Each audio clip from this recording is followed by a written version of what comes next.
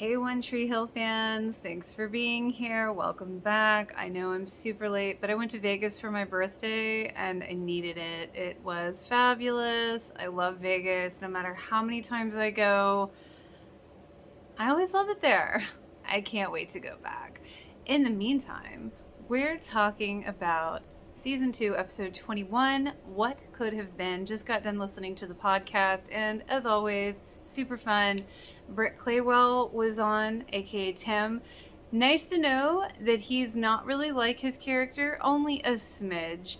I like his confidence, and it was another fun episode. But let's get into the hot mess of this episode 21, What Could Have Been, season 2. Lucas trying to get a confession out of Nathan. And are you trying to kill yourself? Well, you kept it from me that my mom's a pillhead. Not really the same thing, but I get it. Okay, so I totally forgot that Brooke kind of took it upon herself to put together the shredded pieces of paper. I thought Lucas asked her to do it, but I do like that she helped him out, even though she didn't know what she was doing. And she's like, every Sherlock needs a Dr. Watson. I do find it funny because they were talking about how Nathan might have been suicidal, but hey, let's throw him a party. But he does need the money. And I totally forgot that. I love when Brooke calls Tim Dim. Totally accurate. See, once again, here comes Dan, just through a door, just everywhere where he's not wanted. And then for like a split second, when he's like, Nathan, why don't you just come home? He almost, once again, seems sincere. And then he hands Nathan the divorce papers. You can just tell him you weren't in your right mind when you married her. Oh my God.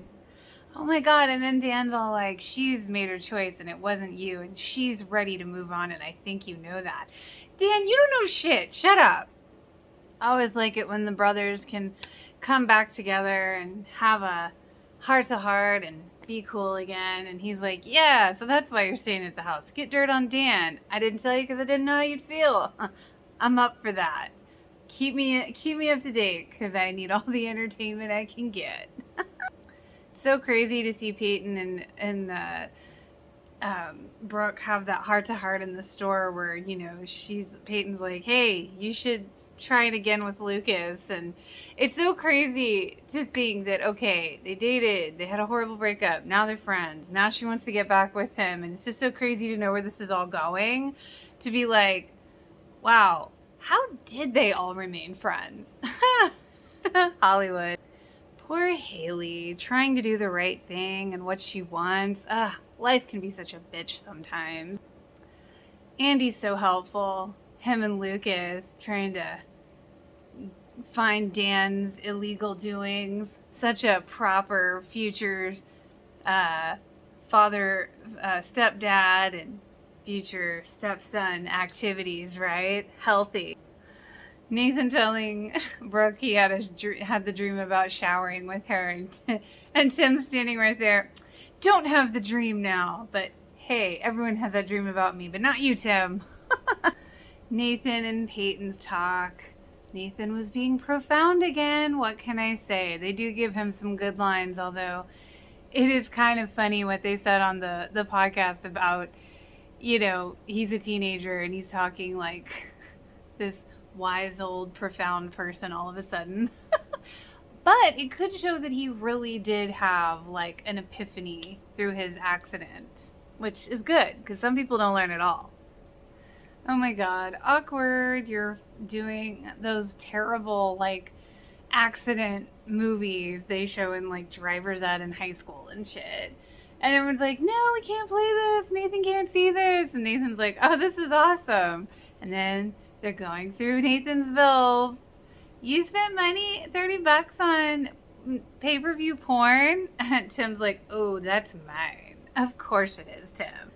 Oh, all the introspection of everyone thinking about their situations. And then it all wraps up with we see Lucas hugging Peyton and Brooke looking on with a concerned look.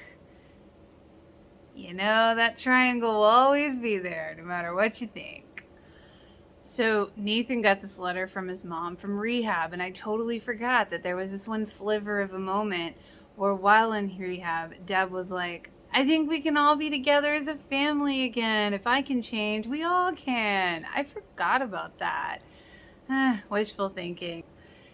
Damn, yo, this whole freaking conversation between Nathan and Dan. Okay, that was real. Okay, like for once, we finally saw Dan, I'm gonna say being real, being emotional, saying like all of the things, like I paid your bill because you're my son.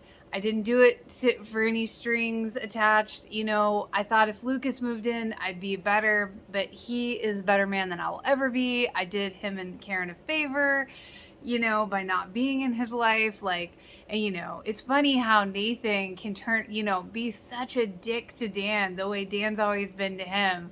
When he's telling Dan, don't be a dick, it's really ironic. But this whole thing was just so good because Dan was really owning up to shit. Now, I'm going to say he was being, you know, 100 because he actually cried.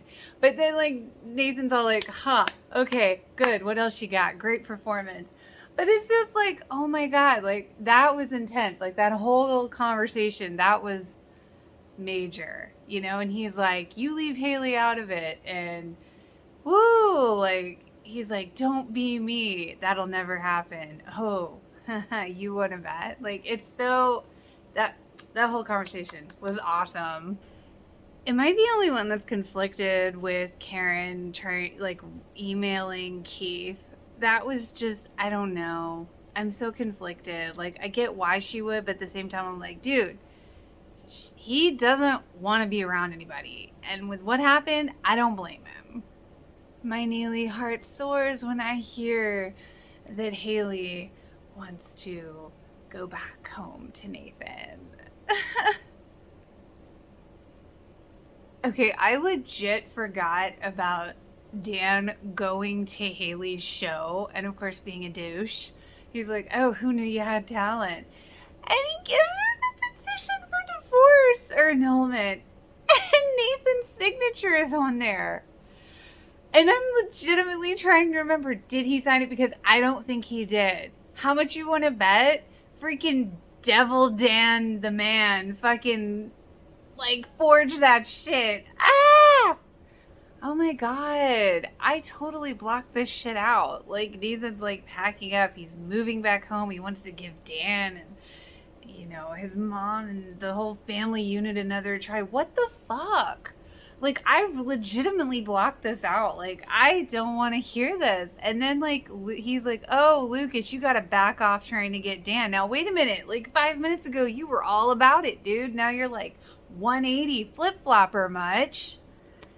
Brooke finding all the original paraphernalia and notes and things from when when Peyton and Lucas originally hooked up, stopping her from asking Lucas out to a movie. I think that's just Brooke's way of, you know, really her fears coming to the surface. You don't want to risk it. You know, she's scared. And that's okay. That's understandable.